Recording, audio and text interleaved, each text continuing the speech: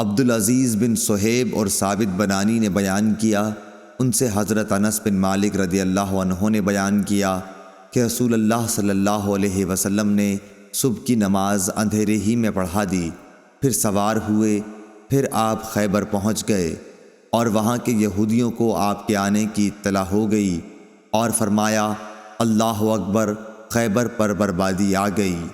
ہم تو جب کسی قوم کے آنگن میں اتر جائیں تو ڈرائے ہوئے لوگوں کی صبح منحوس ہوگی۔ اس وقت خیبر کے یہودی گلیوں میں یہ کہتے ہوئے بھاگ رہے تھے کہ محمد صلی اللہ علیہ وسلم لشکر سمیت آ گئے۔ راوی نے کہا کہ روایت میں لفظ خمیس لشکر کے معنی میں ہے۔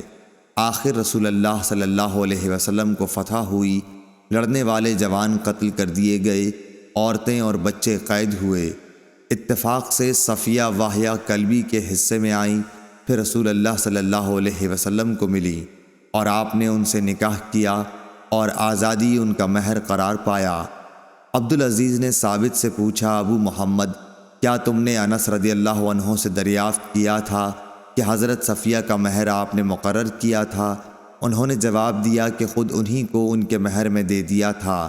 کہا کہ ابو محمد اس پر مسکرا دیے۔ صحیح بخاری حدیث نمبر 947۔